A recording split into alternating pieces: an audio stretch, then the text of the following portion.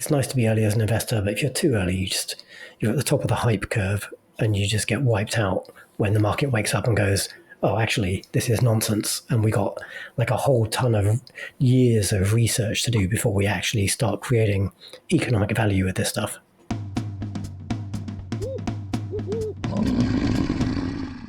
Happy New Year and welcome to Wall Street Wildlife Investing Podcast with your hosts, Luke and Christoph. In today's episode, we're making hot predictions for 2025. Christoph kicked my butt in the 2024 predictions episode. And we're going to take a look at quantum computing, this hot topic that everybody's talking about right now. And we both looked at a company that's not Alphabet to see what we thought. Hold on for that at the end of the episode. You're very gracious to say I kicked your butt. I squeezed by a marginal victory. But we sure had a lot of fun drinking eggnog and Santa's pants and Santa's panties. You know, I edited that episode because I didn't dare send it to our editors because it was such a shit show of chaos and nonsense. I didn't want to lose face in their eyes. But in editing it, I realized how drunk you were before we even started recording. What the hell? Oh my goodness. Yeah, we had a lot of fun. Thank you to all our Patreons. Check out patreon.com/Wall Street Wildlife. That's where we were posting all kinds of nonsense and behind the scenes Wall Street Wildlife treasure. Yeah, we're a couple of months into this Patreon journey, but I feel like we're like threading the needle quite well between like good quality conversations and due diligence and chats about stocks that we love and complete garbage. And hopefully we're balancing that seesaw of fun and serious stuff. Right. Well, like I said before, one man's trash is another man's treasure. So again, thank you to all our patrons. You're making a big difference for us. So check us out there. Yeah. Now you did kick my butt. We were doing shot for shot whenever we got a question wrong in the 2024 predictions. So I've taken my predictions for this year even more seriously in the hope that I catch up because I think we finished something like 5.5 points to 4.5 points. I didn't keep tracking the whip over you, but you didn't drink all your shots. But if you had drunk all of your penalty shots and I drank all of mine, probably wouldn't have finished the episode. You just slipped off that chair into oblivion. So I'm in shot debt to you. And I couldn't remember what our investing slogan was at the end. So it's probably a good idea I didn't take those extra shots. I would have fallen out of my tree. There we go. All right. So let's get straight into our 2025 predictions, shall we, Christoph? Indeed. Following a similar format to last year, I think the first question, we've got 12 questions. We're going to talk about macroeconomics. We're going to talk about some specific companies we own, and we're going to try and make some big predictions about what's going to happen in the world. And we will come back this time next year and we'll review where we got to. But the first one is a question we posed last year because it's a good starting point. And that is, where will the S&P 500 be at the end of 2025? And at the time of recording, it's about $5,970 plus or minus a bit. All right, Badger. I'm saying that it will end at 6,250, which is a way of saying it's kind of mostly going to be sideways, a sideways year. And I think that's because the run up in 2024 was so big. And I don't think at this moment that the cards will come tumbling down, maybe the optimism of the new administration, but it's not going to have much room to grow much higher.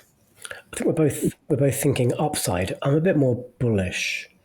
Like everything for me right now is influenced by like Musk being in bed with Trump and the Department of Government Efficiency and like all the things that are probably going to happen and like oil the wheels of commerce in the US.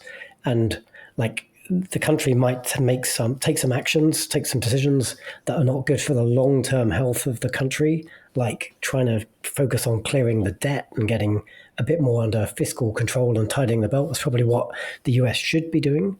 But I think it's going to be a good year for investors. And so I'm predicting a nice round $7,000 at year end.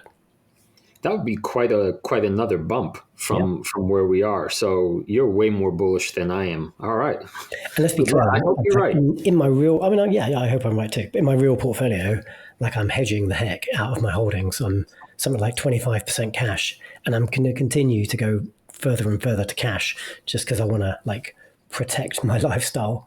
But yeah, why not? Why not be optimistic for next year? Yeah. All right. Now, Christoph, the Magnificent Seven had a magnificent 2024, and they were up big time. We made a prediction in our last predictions episode about which of the Magnificent Seven would perform the best and which would underperform. I think I hilariously predicted that Nvidia would be the big underperformer, and they blew the roof off yet again. But I do remember, I think it was Microsoft, and they were the worst performer of 2024. And they still did like 17%, something like that. And that's a great performance when you're at that kind of market cap. So, yeah, big year for the Magnificent Seven. Are they going to have another big year? Or are they going to fall to the S&P Small Cap 600, which is, it's a bit like the S&P 500, but it's companies that have a market cap up to, I think it's $6.7 billion, some weird number like that. Yeah, so essentially like small cap growth stocks. So who's going to outperform, S&P 600 or the Mag 7? I have fairly high confidence in this.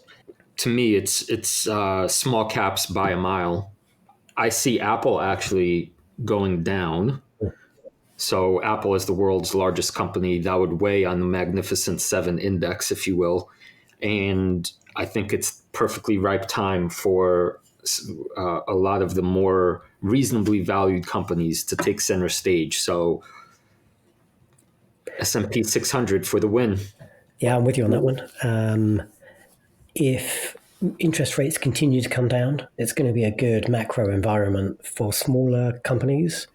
And I can only imagine like the Vivek and Musk outfit are going to make 2025 like a year that's easier for commerce for all companies. And so that should open up the floodgates a little bit for smaller disruptors to have their day. So yeah, also going with the small cap 600. Prediction 3. Will there be a global recession in 2025? This is one I'm worried about, Badger. And that's because last year I was wearing a full-size bear outfit. And what happened? The exact opposite. Now I'm feeling a lot more safe, and I'm suspecting that the opposite is going to happen, so that we're going to get a recession. But nonetheless, I'm going with no recession. So I'm not gonna psych myself out with my own psyops operation. I'm going with some semblance of the soft landing-ish scenario playing out.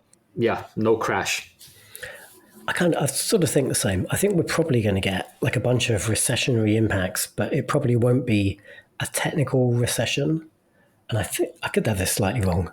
I think a technical recession is 2 quarters of negative GDP growth back to back. That sounds familiar. Yeah, that sounds about right. I don't think we'll get that, but I think we are going to see like the man in the street is probably going to feel the pinch a little bit. Like unemployment is probably going to continue to rise.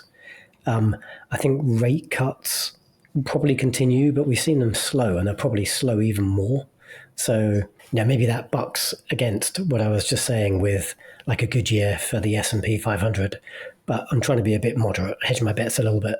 So yeah, I think we're both agreeing no technical recession, but I still think there will be some speed bumps. Yeah, and by speed bumps, my translation of that would be expect volatility and there might be some nice bargains to be had on some of those maybe deeper red days or consecutive red days where people start to panic. So definitely not. I don't expect an easy ride, but nothing catastrophic, because catastrophic could be bad. I don't think that's what's going to happen. Yeah, like this catastrophe is kind of baked into the system right now, right? With like pretty high valuations. It's probably not quite at 2021 levels, but we're pretty close across the board. So yeah, doom is coming at some point. Well, what was that saying that we reflected on with Brad DeLong quite a few episodes ago? The chaps who predicted like 9 out of the last 5 recessions. Like if you keep making recessionary predictions, eventually you'll be right. But it's going to cost you a ton of cash or a ton of gains in the interim. You might as well just stay the course. Next prediction. Let's enter the world of crypto. Bitcoin versus Chainlink at the end of 2025.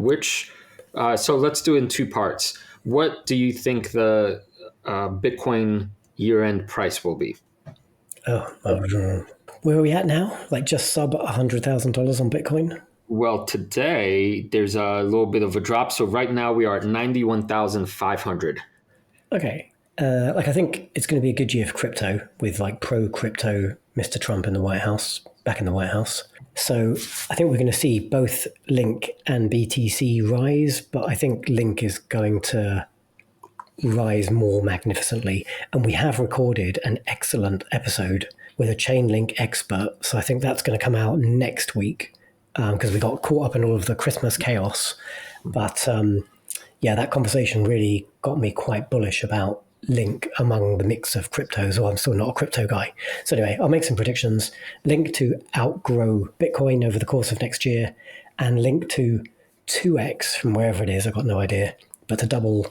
And I would say Bitcoin, if it's at $91,000 today, let's say to $115,000. Okay. All right. I'm remaining bullish on Bitcoin. I think it's going to get to about 150,000 by year end. But I'm even way, way, way more supremely bullish on Chainlink. And I think it has a chance. Well, of course it has a chance, but I think it's actually going to go 4x from here. It's at 20 now. So I'm calling about $80 by year's end. And that's on the back of the fact that actual production cases with all the banks that they've networked with are going to start in 2025.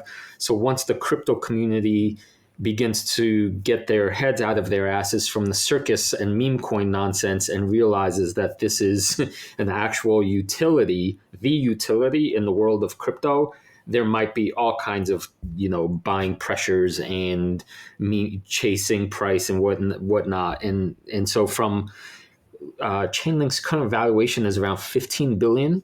Mm-hmm. I think it has a shot to get close to 100 billion, similar to kind of Ethereum-like run that happened in whatever it was, 2017, 2018. Okay, like it. All right.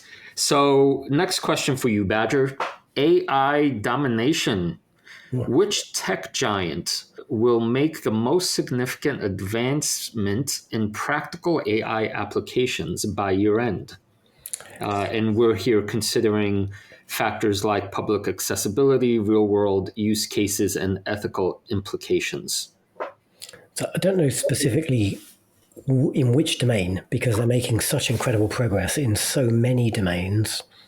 But I'm Google for the win, Alphabet for the win here. And I feel nicely justified because I think our colleague Anirban Mahanti was a big Apple bull for quite a long time when we both worked at Seven Investing, and I was the Alphabet bull.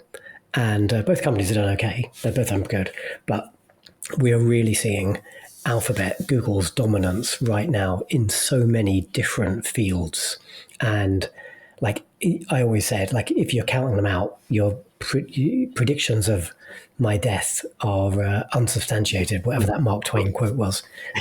They were never not going to become at least like top 2 in the AI wars. And I think they're probably just they're going to outstrip OpenAI and all the other guys, and like not even just Gemini, like all of their other stuff. I think I had a failed prediction in 2024 was that on my Pixel phone, I'd have like a full featured, essentially like virtual digital personal assistant. Like I think we're getting close to that. I think I'm going to throw that back in as a specific prediction. I think that's the kind of capabilities they're going to roll out. And at the same time, Apple are trying to do the same stuff with what they call Apple Intelligence.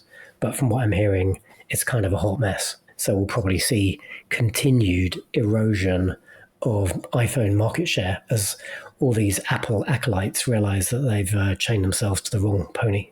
All that makes sense. I'm hearing the same thing about Apple. It's why I have not yet updated my Apple phone or chased the Apple AI stuff. It seems like they went for the first, unlike Apple, they released a product that wasn't yet ready, which is Steve Jobs is rolling over in his grave. But my answer is probably no surprise to any of our listeners. Tesla is, I would say, the world's, or on the way to be the world's most dominant AI company. And the way my car now drives under the auspices of AI is already staggering. And I think this is the year in 25 that autonomous driving becomes clearly and obviously a matter of what's it called, regulatory negotiations. And so to solve that problem using AI, I think is the most important problem maybe in the world, thinking of all the deaths it could save, yada, yada. So I think Tesla's going to pull it off. I hope so. I don't expect them to make any progress in the UK or Europe, though. Like we're still so far behind. Even though we've got some of the regulations in place now, at least theoretically, we're so far behind having even like beta versions of the full self-driving even used by, as far as I know, being used by like Tesla employees. I don't think that's even happening in the UK yet. Yeah, though if things are, I guess, if they do launch in the US, that might make it easier for Europe once the data is in hand, so, but fingers crossed. Badger, tell me, what will be the largest tech acquisition of 2025? Or will this year remain merger and acquisition unfriendly given the valuation? I reckon.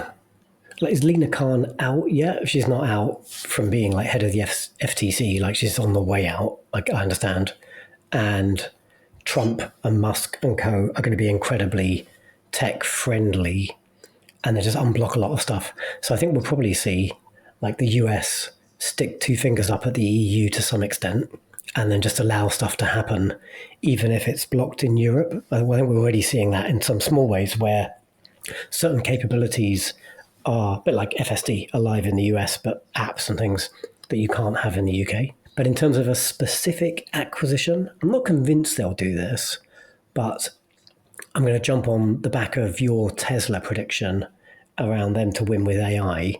So in terms of a specific prediction, I think Tesla might acquire Lyft, the Uber competitor. Like Uber's massive in the rest of the world, but you don't. As far as I know, I've never seen Lyft anywhere outside North America. And even when I go to North America, like I struggle to use Lyft and just getting authenticated and stuff. But anyway, it seems to, from what I can tell, they seem to be relatively similar in terms of like the capabilities, but Lyft don't have anything like the global footprint. So this could be like a win-win acquisition for them because there are Teslas all over the world. Tesla could, and they evidently have developed their own, like, they've certainly got mapping and routing because that's part of the car anyway. But I gather they have developed their own like ride-hail platform, which is being used internally. But they haven't really got distribution. They haven't really got the market share. And I don't mean like certainly Tesla owners, they've got distribution to them straight away. But in terms of getting an app onto like the rider's phone, it's going to be a little harder. And that'll be an uphill battle for them. But if they, and assuming they get FSD working in the US first, like they could instantly buy distribution if they bought a company like Lyft or something similar. I will say Lyft though, because the Lyft app is on, I guess, tens or hundreds of millions of Americans' phones. And so then suddenly they can start using that to book their ride-hail journeys by incorporating it directly into the Tesla app. Interesting. I see your thought process there.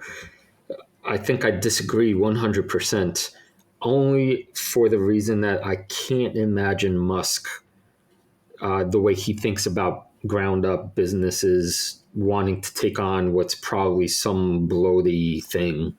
So just on that principle alone, I'm thinking he's going to hire whatever engineers he needs and just, or they probably already have, but we just don't know about it behind closed doors. So, though I do like Lyft, by the way, and I use Lyft is what I use in Austin rather than Uber. So just doesn't square with Musk. Oil and water, I think, in this case. My prediction here is odd. This caught me by surprise. I don't know if you kept tabs on Spotify, but at some point, I know when we were at Seven Investing, we were trying to, think through Spotify. You had a bearish call on Spotify, correct? I did, yeah. And when I looked at the chart, I kind of really flew off my chair because that company has become massively, it's become a huge company. It's gone up hundreds of percent. Mm-hmm. And simultaneously, I came across two very deep, long form pieces about some horribly shady practices over at Spotify. In fact, it's this month's cover story at Harper's Magazine about basically Spotify ghostwriting songs and basically tricking people into listening to songs that have fake names under, like, it's basically become like an AI music farm, so to speak.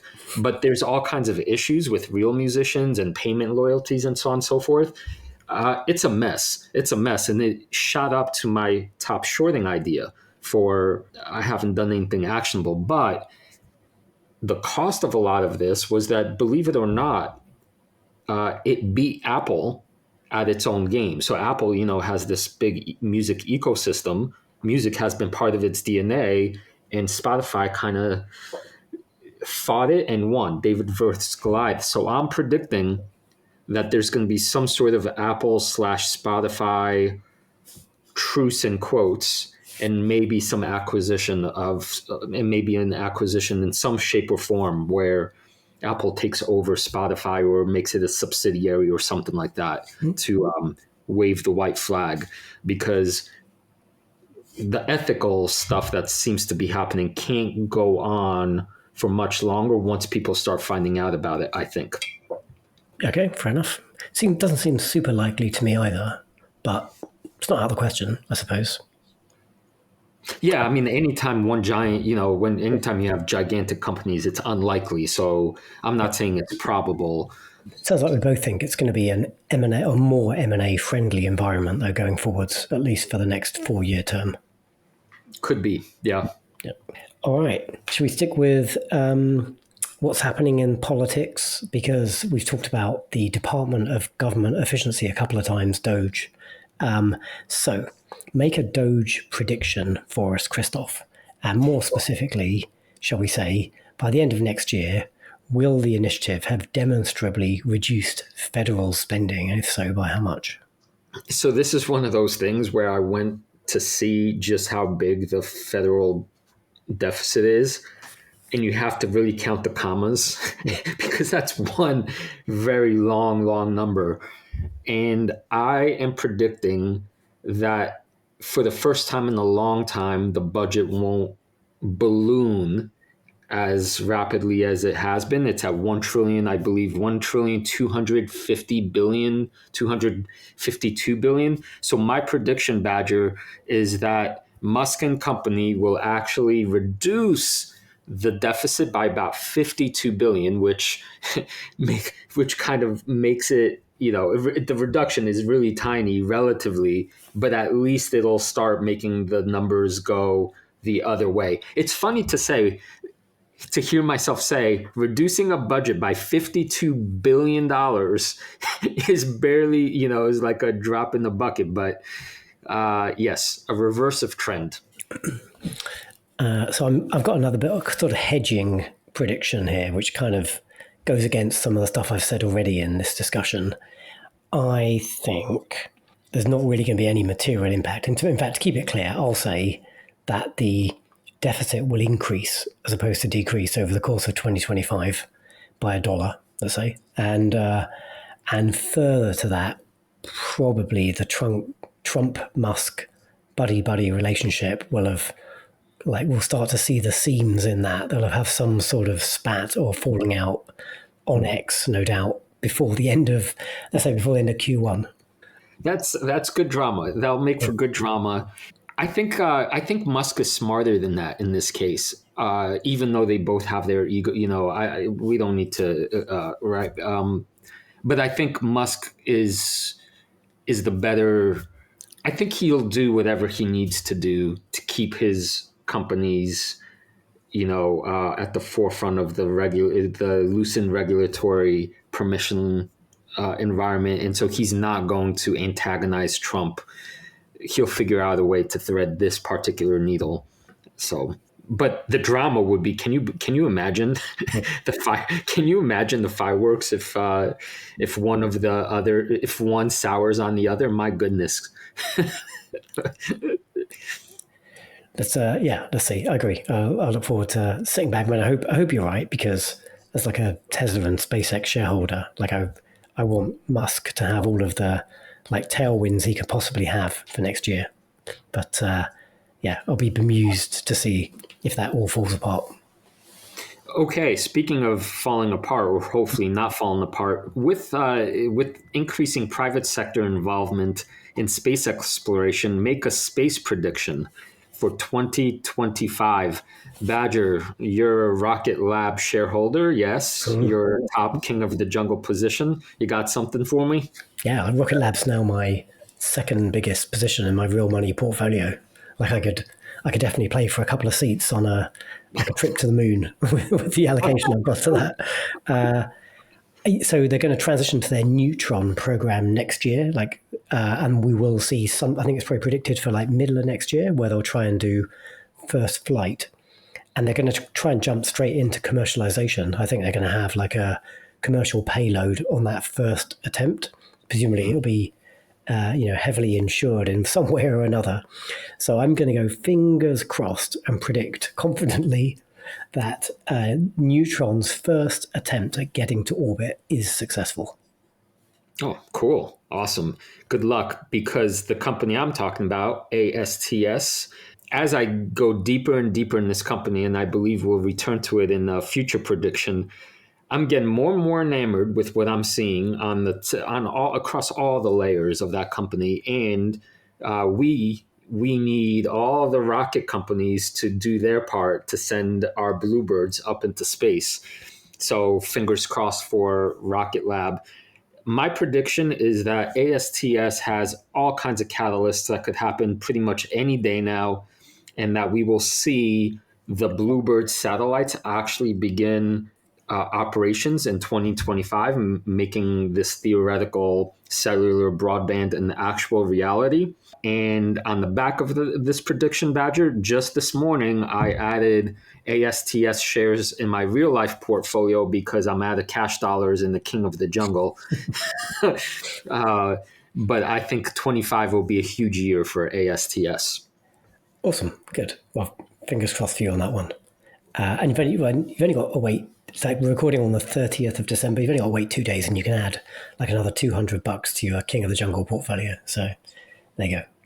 Yep, and I for sure have another share of ASTS earmarked for those cash dollars. Okay. Well, let's bring it back down to earth with our prediction number 9, which is going back to Tesla. So you mentioned in a recent episode that Austin might be the first city in the US to have real Tesla RoboTaxis running around.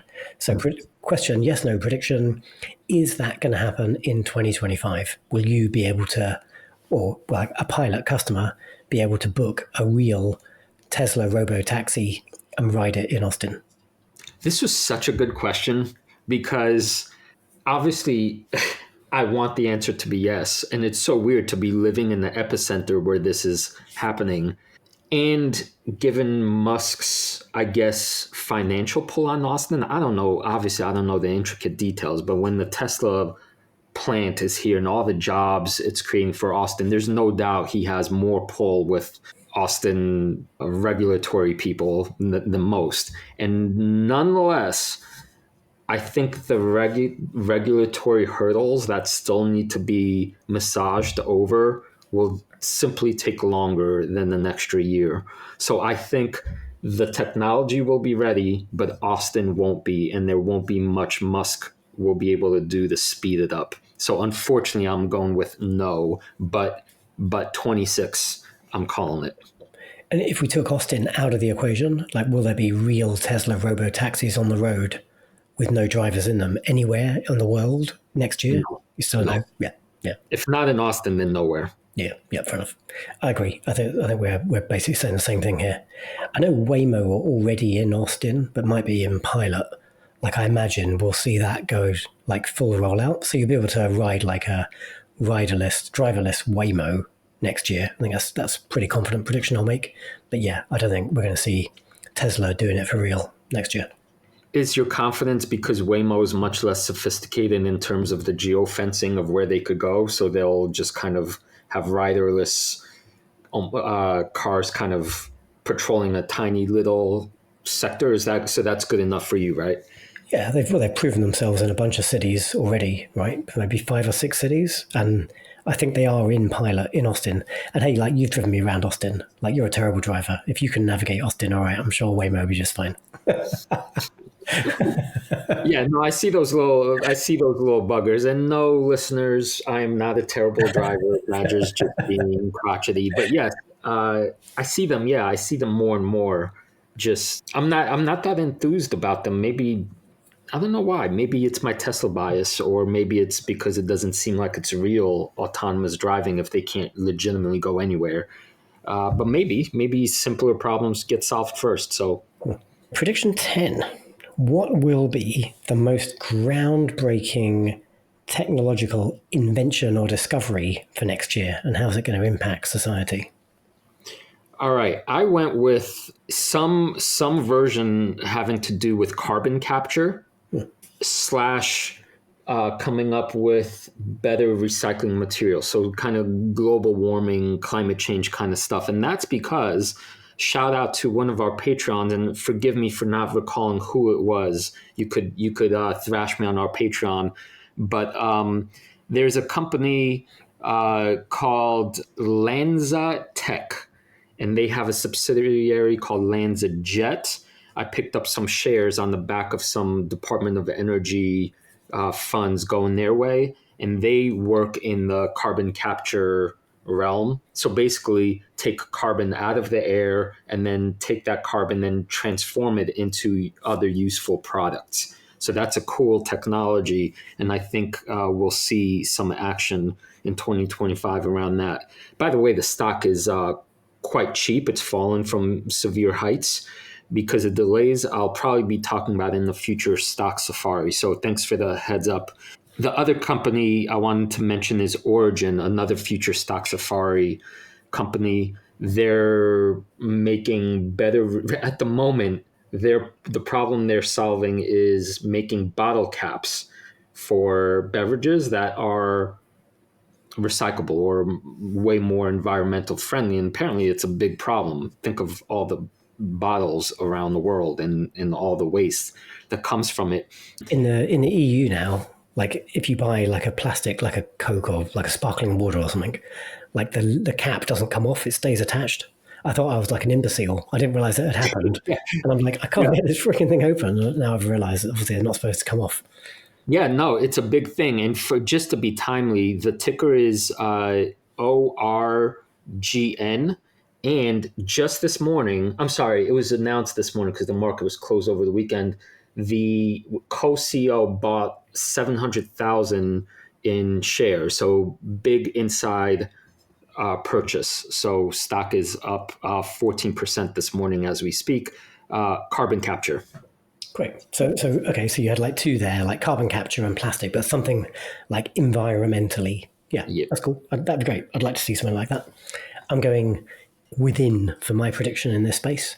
So we just saw the excellent team at Alphabet's DeepMind recently win a Nobel Prize for AlphaFold 3, or their work in like computational biology and working out like the proteome and doing like some really incredible stuff there. I think we're going to see on the back of that excellent work, plus good work done by Meta and a bunch of other companies, a real AI designed protein or drug or therapy getting commercialized next year. Because this stuff should start to happen much faster now that we actually have all this stuff mapped out. And I would I can't hold my tongue, Badger, but there's a lot of smoke and mirrors in this domain. And by smoke and mirrors, I don't mean, sorry, that's overstating it. It's not like there's anything fraudulent, but what you're talking about is actually fairly commonplace-ish, given that it's public domain and whatnot. So another little bit of an endorsement for Relay Therapeutics as the main company that has a legit what you're talking about, plus a way to bring these proteins to commercialization. They're the world's leader. So anybody sleeping on Relay Therapeutics, take a look at some of the stuff I've talked about. So I think you're right. It's closer than we think, but people are overlooking the source. Cool. Very good. All right, Christoph. Prediction 11, and you can bring us home with the final one. What groundbreaking medical treatment will gain FDA approval next year? Okay, so I'm taking a flyer, even though the timing was probably going to be off because FDA approval, I'm just guessing it won't happen soon enough in 25, so fingers crossed. But right now, the big thing in medicine, at least over the last year, was Ozempic, right, and weight loss. But most people don't realize that the deaths that happen from cancer often, I think to the tune of 30%, happen because of too much weight loss. So cancer patients need to gain weight. And there is lots of progress being made by Pfizer with a drug called Ponsemograb. I don't know if I'm butchering that or not. And so my guess is that drug goes to market and then saves many cancer patients' lives. Okay, very specific. Mine's a bit more general, but I'm going to take everything in the world of brain-computer interfaces, because we've seen that incredible stuff that Neuralink are doing with like that severely disabled guy who can now essentially control his computer, play video games, like type. And I think we're going to see just more advances in that world. So I don't know about FDA approval. Like it's a bit hard to say whether like this stuff is going to still be pretty niche in 2025, but maybe we'll see some sort of device at least being piloted for like in-home use. I understand like we're looking at things like stroke rehabilitation with this sort of technology, maybe something like that. I mean, maybe nothing to do with FDA and approval, but perhaps more excitingly, I think we're probably going to see like significant progress in laboratories in terms of like reading human thoughts in real time at a higher resolution. Like, I don't think we'll be sticking like the thing on your head and you can like literally read someone's mind and see what they're dreaming and thinking about. But like intentional thought, I think we're going to see like very significant steps forward, perhaps like almost certainly beyond what we're doing today with like typing and controlling like the mouse on the screen. And to that end, I don't know if you've read it yourself, Badger, but there was a brilliant, absolutely brilliant post by Tim Urban, the guy who writes Wait But Why, on his conversation with Musk about Neuralink some years ago. Yeah. It's a truly magnificent read. We'll put it in the show notes. If you have any interest about this kind of realm and technology, it's just absolutely fascinating. So the essay is called Neuralink and the Brain's Magical Future. Check it out. It's just wild stuff. Awesome. So what's our final prediction for 2025? Okay, so this one is fun. Which of the other animals, King of the Jungle Holdings, will be their best and worst performer? All right, Badger. So you gotta support one of Monkey's, and you gotta bash one of Monkey's holdings. What you got? I mean, the bashing is easy. The support is going to be a little more tricky because you own a lot of junk, in my view. I don't really believe that, but I got to tease you, right?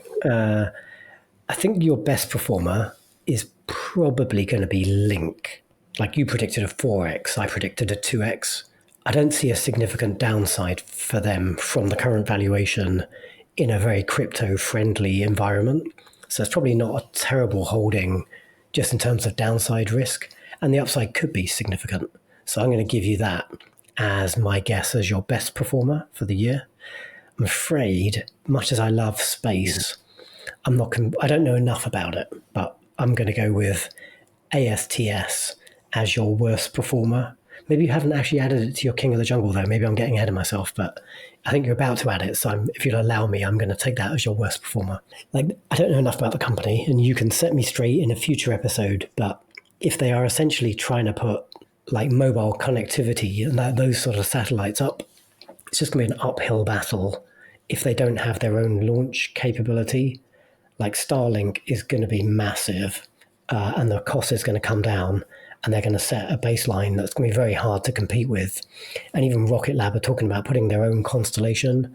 Like if you're launching stuff, it's just going to be so much cheaper to launch your own comm satellites than it will be for someone to buy that capacity from you.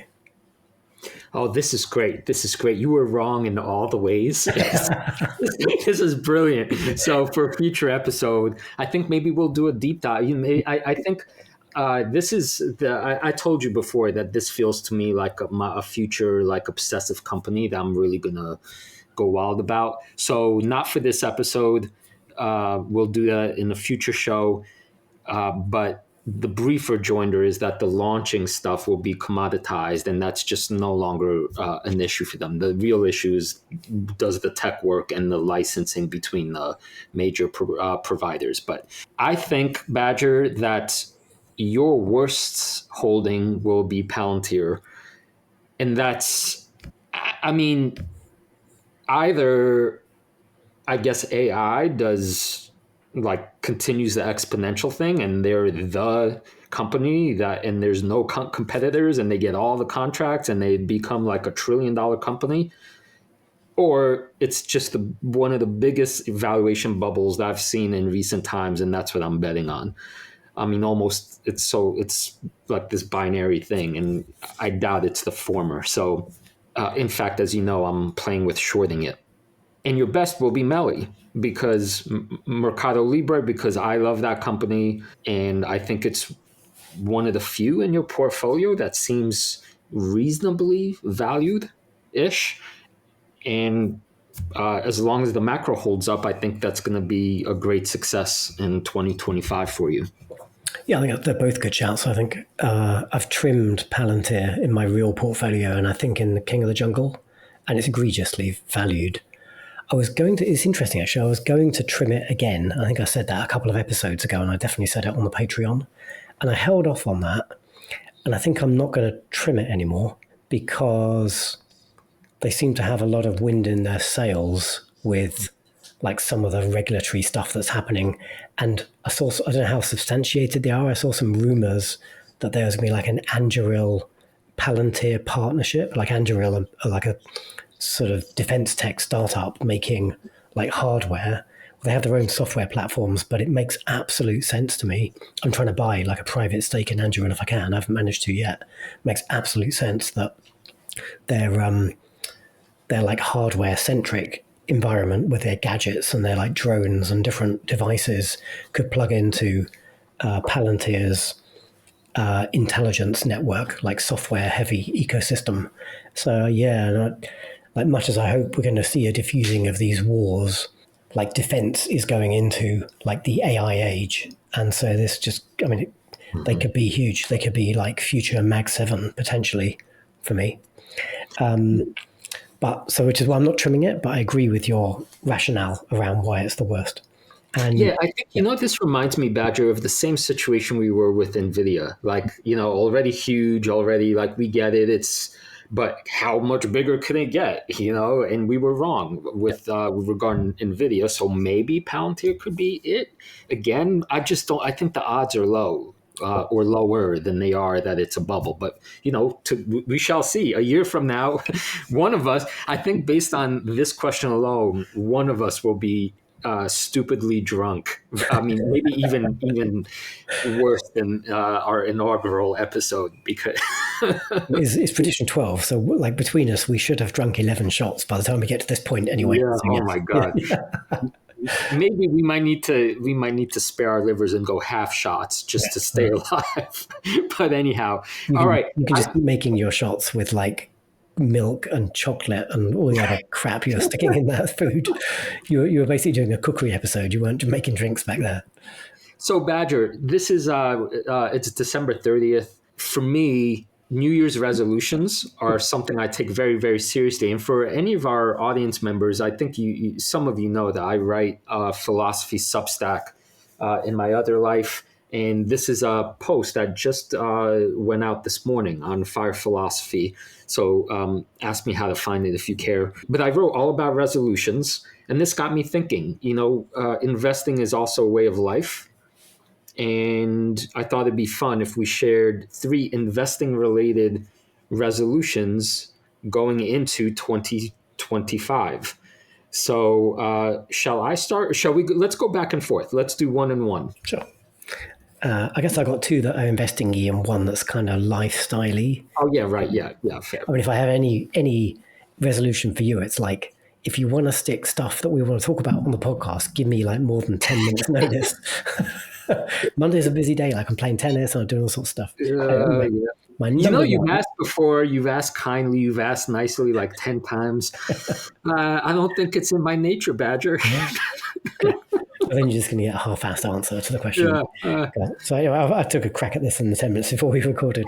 So my number 1 resolution is, I think, so I already have like a substantial cash allocation in my real money portfolio because it pays the bills and like it makes me confident. Like I'm not going to like leave my wife like living in a ditch if I completely screw up.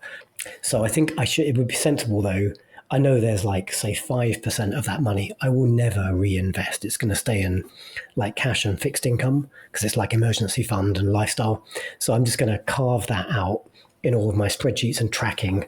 And when I continue to report my CAGR, I'll announce this more clearly on Twitter, but I'm just going to report on like the real money that's being invested because I've realized like my compound growth is coming down a bit unfairly because I'm now in this retired mode where I should probably just hive off that money and say that's not actually investment money, it's life money.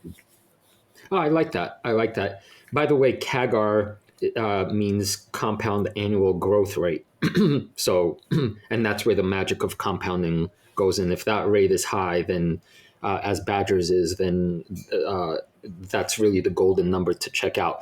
So my top New Year's resolution is do not sell EOS.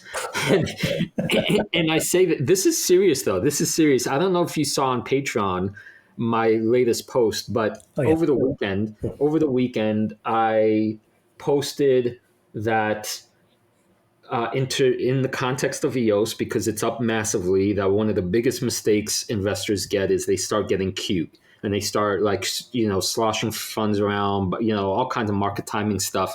And then another person in the EOS community wrote something like 6 minutes later how he sold some amount, but then it dropped, and then he bought back, and then he this kind of messy thing. And then the third person saw these posts back to back. Like my prediction of don't get too cute came true for this other guy. I think EOS has some of the best tailwinds I've ever seen in my investing career. And I know ahead of time as the stock, probably from my perspective keeps going up, the temptation to mess with that position will be extraordinarily high.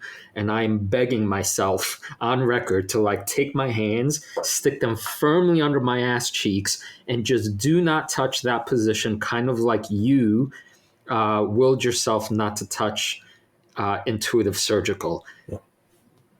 Maybe, Still, maybe intuitive is still like a 16% allocation for me, and I know if it gets to 20% of my net worth, essentially, I got to trim it. Like EOS is already more than 20% of your investment portfolio, is it?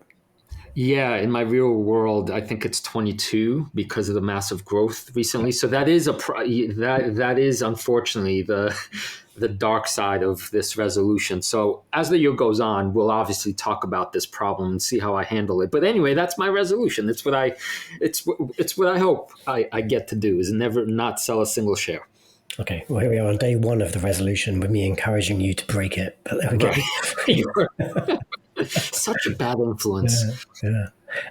My number two resolution, which is also investing related, like I'm doing a bit more venture capital stuff and I want to ramp that up a little bit more. I managed to get a chunk of SpaceX. I bought another little company, probably shouldn't talk about, but I'm going to do a few more of those through 2025. It always kind of put me off because in the UK, we have this really great tax incentive scheme called EIS, Enterprise Incentive Scheme, I think. And it no longer benefits me because I don't pay income tax, and it's like a massive income tax and capital gains tax relief. Like I'm essentially like a tax-free lifestyle. So that put me off doing like a bunch of VC stuff. But like screw it. Like I just need to get on with this stuff. I can't let like tax prevent me from doing the real thing. So yeah, more VC from me. And I would like to say publicly that in a future episode this year, I would love to hear more kind of directive ways for our listeners to potentially, if they too wanted to look into VC related stuff, how they could follow you on this journey, because it's very different than investing in the public markets. And sometimes you need connections or know who to talk, that kind of stuff. So please help us out. My second resolution is borders on lifestyle, but it has to do with the way I do research. And I've noticed, Badger, that the number of tabs I have open on my computer is out of control. I have a very powerful laptop, so it's able to handle immense amount of tabs, but this is a problem because we all know that good research, you have to go deep. You have to like not get distracted, but link goes on to link and all of a sudden I have 17 links and then it's just a mess. And then I need to get my shit together and keep, say, my research tabs to call a maximum of 10 at a time. And if there's ever an 11th, I just force myself to close one of the previous ones and keep my life sane, because it just gives me a headache to think about it. And that's what I did last night. All You right. would be so proud of me. Last night I stayed up and I closed 98% of my links. And actually, I found a life hack. You know how I did this? Because I was actually, like you find a story and you want to read it and then blah, blah, blah. I took all the links I haven't gotten to and I dumped them in my what's it called? Like, I use Rome Research. Like, it's a program that basically is all my notes, all kind of like Notion, right? And I created one large category called unread 2024 tabs, so that once I close them, I know in my subconscious that I could still find them by kind of off-sourcing them to the second, brain notation system. So anyway, fewer tabs. That's good. I got a open question for you. What does your inbox look like right now? Your email inbox? That's another hack. I have 130,000 unread messages.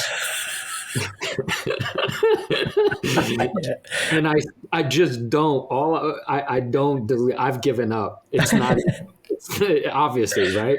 So I just pin the messages I need to respond to and leave everything. Yeah, that hurts my eyes. You can use, like, I don't know what you use for your email, but like Gemini in Gmail now, and you can say like that, show me the most important things, and it will read everything for you. And like you can do stuff like that. I'm sure Apple's got something similar. Like if I sit over Katrina's shoulder and she's on the computer, like I don't know, in Chrome, we both use Chrome because like Google is life. and you see like how many tabs you have, and like you have like a number. She doesn't even have a number. She just has this like smiley face because Google's like, I know you're like a fucking lunatic. So I'm just laughing at how even the app, the browser is laughing at her, how many open tabs she has. So Yeah, yeah, right. that's not efficient. That's not the way to live. How do you know what No, you're doing? right. And you know what? As a Zen guy, it's like it's my last awful habit that is the antithesis of Zen, which is doing a bunch of stuff poorly rather than one thing well. And the tabs are like it's like a bunch of hives. So I can't wait to talk about this in a year from now when you ask me like how my tab problem Yeah. went.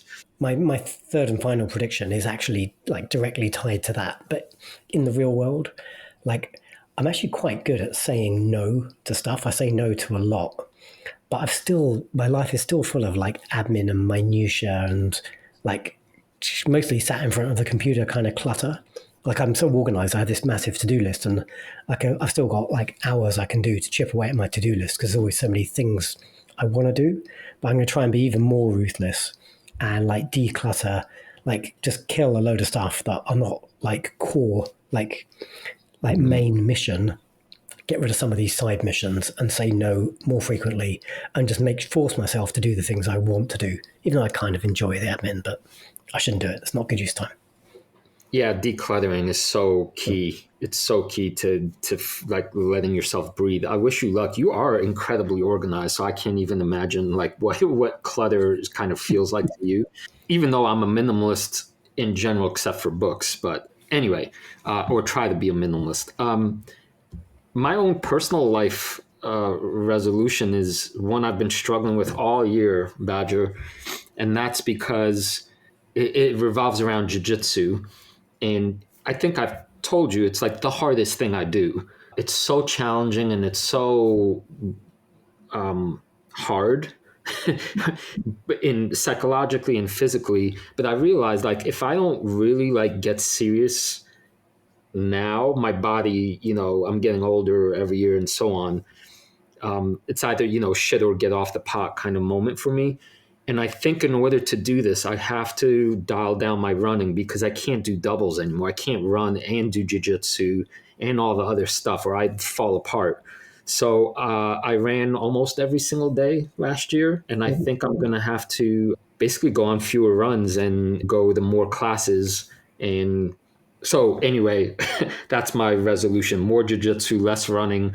If I'm always bitching and moaning about a broken arm or rib or whatever, forgive me ahead of time.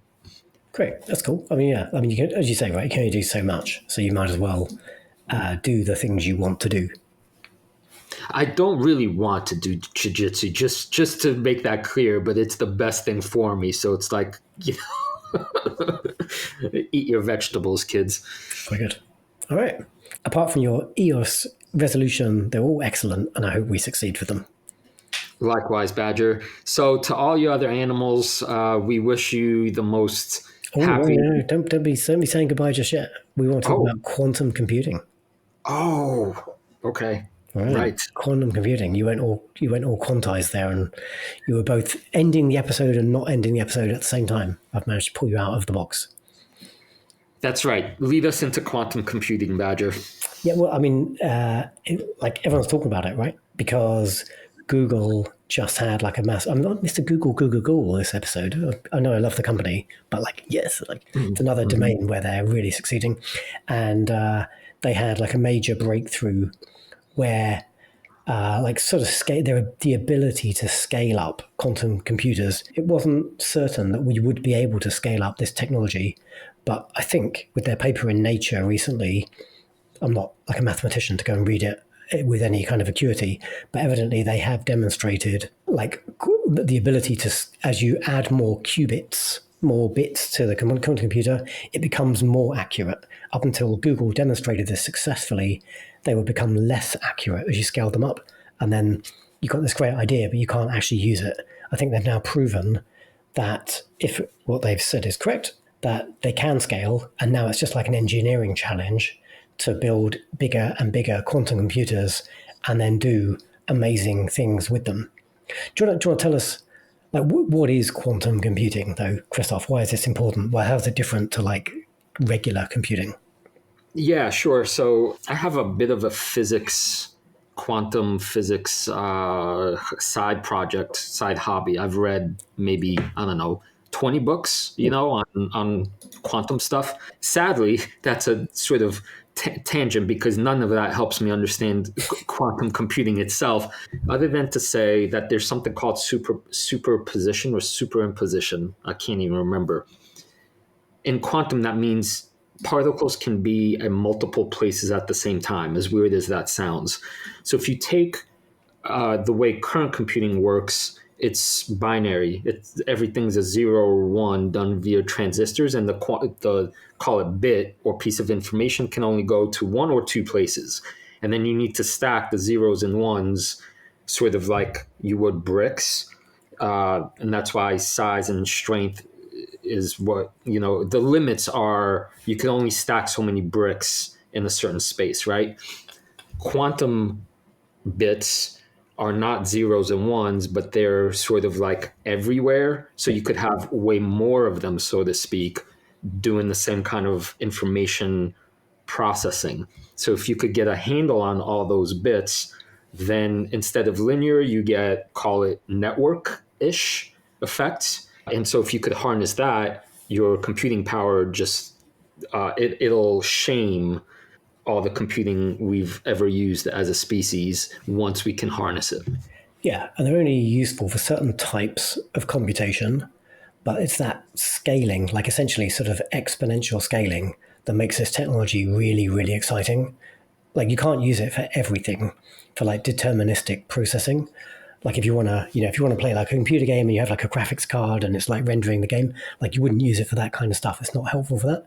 But if you're solving certain kinds of problem that essentially like stuff that involves probabilities, then like if I took a regular computer and I added like one bit, one extra like ability to measure a 1 or a 0, it would make no discernible difference because my regular computer I'm sat next to right now has like trillions and trillions of bits. So having like 1,000,000,001 doesn't make a big difference. If I had my quantum computer and I add one qubit, a quantum bit, I double the power of my regular computer. Every time you add another qubit, essentially you're doubling its power. So you don't need a whole lot of qubits to suddenly be rivaling like traditional like supercomputers for certain kinds of processing. And that's why it's very exciting. Right. And we're talking about solving problems of the highest complexity levels. So there was a little bit of a freak out in the Bitcoin community, for example, because the cryptographic people said this is guaranteed to be safe, but they were thinking in terms of current computing powers. Quantum computing powers can solve, I think, in a matter of days or call it weeks, what it would take tens of thousands of years for linear computers to solve sort of by brute force. So we're talking about a kind of paradigm leap. So the question becomes, what are the world's most complex and sophisticated problems? And that's where the quantum stuff is going to go. I can't see our laptops being replaced by quantum stuff because we just don't need that kind of juice, right? Or at least not in the near term, not by near term, like not in the next 10, 20 years, right? Would there be like personal quantum computers? No need for it.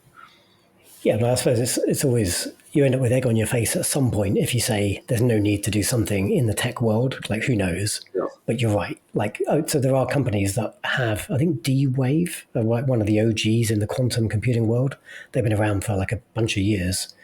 Like, you can log in and up, like, I don't know if it's easy as like just stick on your credit card, but like other companies can buy computing time through the cloud, and D-Wave have one of their quantum computers doing like the stuff behind the scenes. So you're right, you wouldn't need it on your phone or in your home. But then, like, who knows? Like today, if you want to have a quantum computer, like there's different technologies. Some use something called trapped ion technology.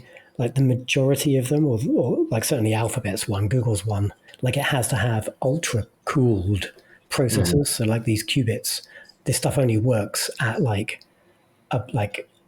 a thousandth of a degree above absolute zero. Like the coldest temperatures in the universe are like in Google's laboratories, as far as like certainly on planet Earth, where and other manufacturers as well, where they're using like freezing stuff down to that temperature to get quantum effects actually happening, and then to be able to create qubits which only last today for like a fraction of a second, but to do something useful with them. So yeah, we're a long way from having that stuff in our pocket. But just like today, most computers have like a CPU, which does like your sort of heavy lifting processing, and now most of us all have like a GPU, which is like highly parallelized processing, which is being used for things like AI. Maybe one day there will be like a QPU, quantum processing unit, that are in like maybe regular everyday computers. Who knows? Yeah, indeed. So should we talk about the two individual companies? Yeah, it's somewhat random. We both kind of picked a ticker in this space, and we thought we'd take a look and just see what we thought. And I picked a company called Rigetti Computing, ticker RGTI. And who did you pick? I picked QUBT, Quantum Computing Incorporated. Great stuff. All right. I don't know what your one does, but my Rigetti, so they're like a small ball player doing the same kind of thing, like the ultra cooled technologies. And their mission, like it's so early for them, they've been around a couple of years, but their mission is to build the world's most powerful quantum computers. And they see themselves as being this like full stack developer, like end to end. So they actually build quantum computers today. To their credit, they have actually sold 2 of these things to, I think, to like DARPA or some US like government organization, and they're manufacturing more. And at some point in the future, I listened to an interview with their CEO. Next 3 to 5 years, they plan to sell like quantum capacity via the cloud. So you'll be able to buy like processing as well as buying the hardware off them. But it is really early for them. Like I say, they've literally sold like 2 of these things.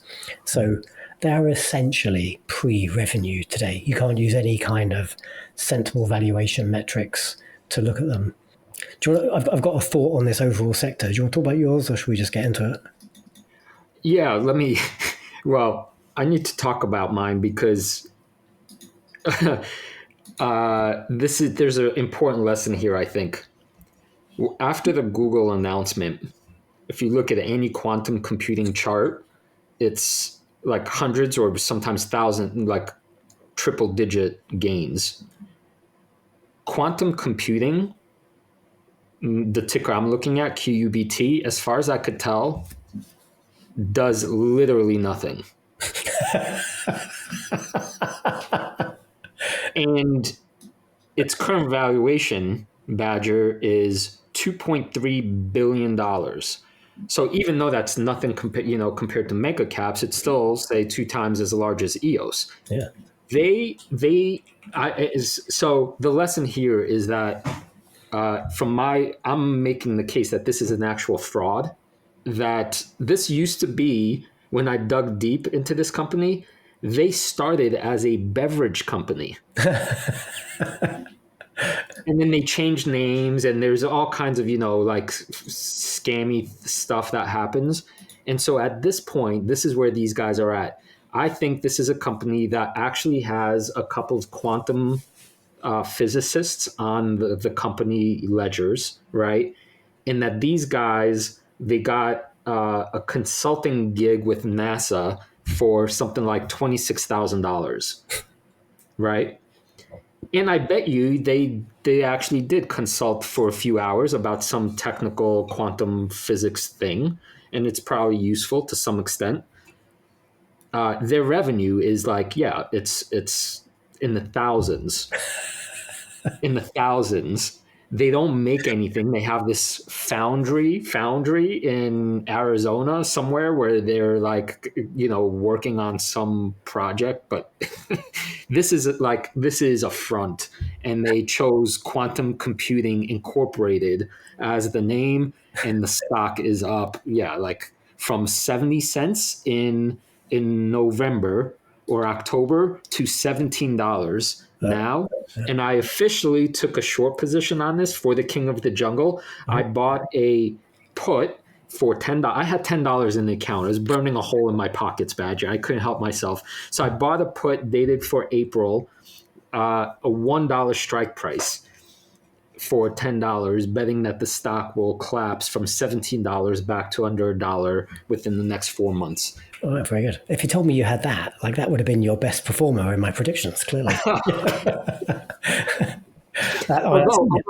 Although, granted, it's not so easy because if we remember the whole GameStop stuff, because we're dealing with a scam and whatever, this is now pure market manipulation stuff. And we don't know, I can't know for sure whether the next 4 months is enough time for this shell game to be revealed. So it's a pure gamble, but by year's end, this is going to be close to a zero. Yeah. Well, Rigetti's not much better. I certainly don't think it's a scam. Like they have a real product that they are selling, but the revenue is just not material. It's but the revenue, like $12 million revenue in the last. So what's that? I guess it's like $6 million each device, and maybe a bit of consulting there as well. Who knows?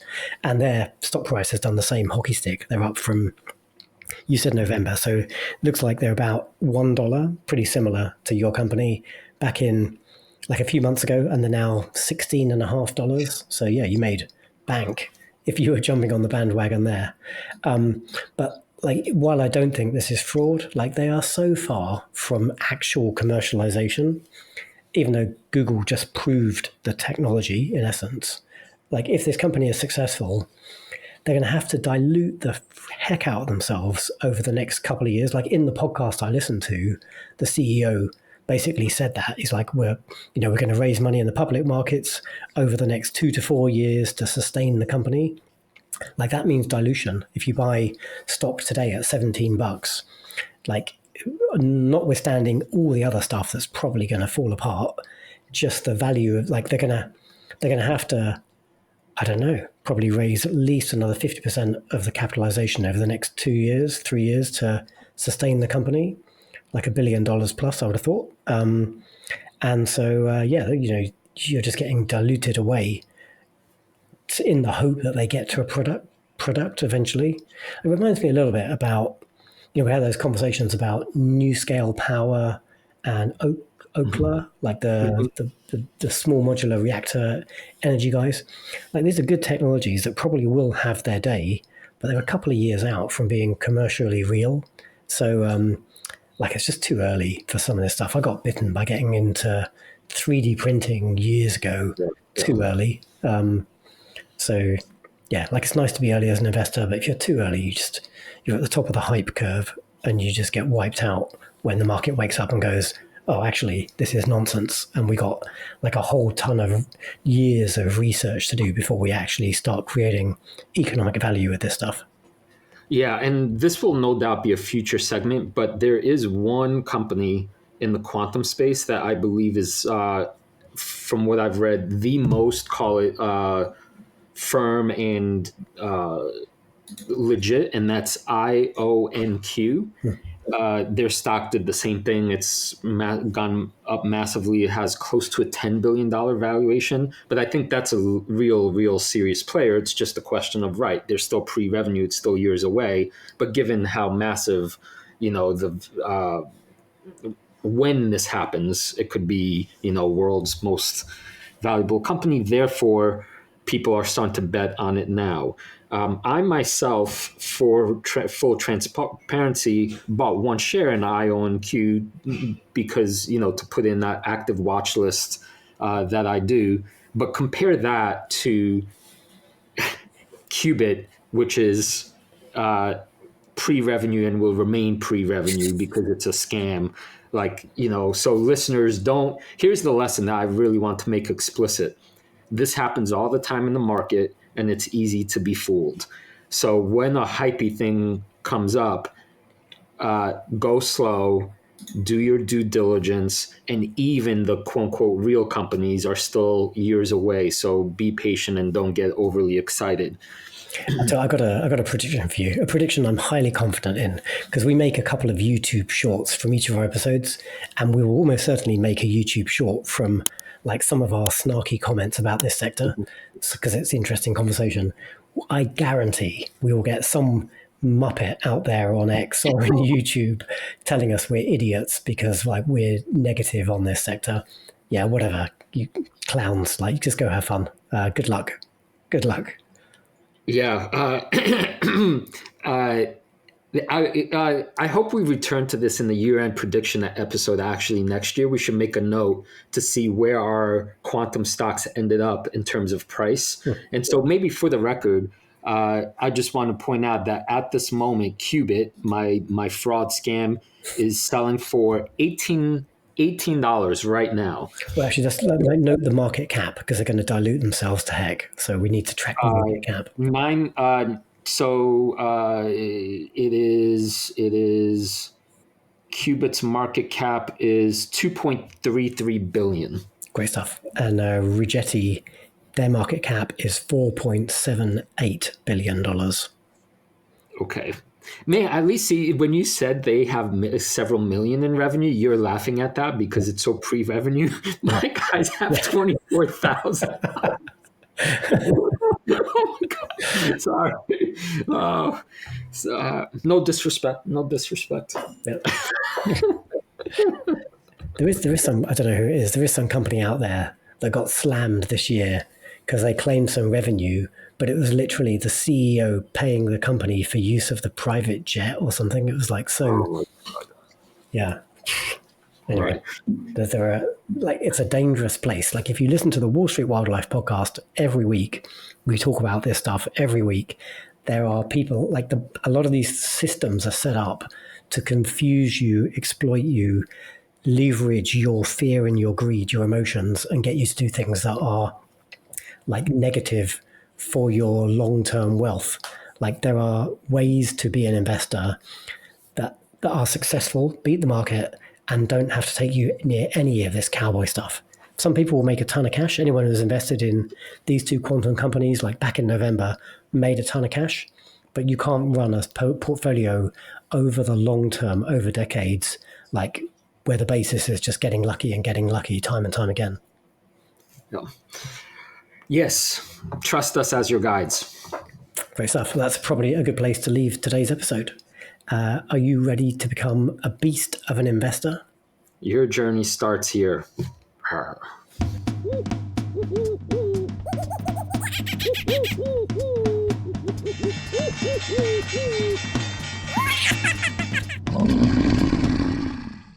A reminder that the people on this program may hold positions in the companies that are mentioned. Buying and selling stock carries financial risk, which could include loss of capital. The views in this program should not be taken as personalized advice. Before acting on any of the information provided, listeners are encouraged to consult a financial or tax professional.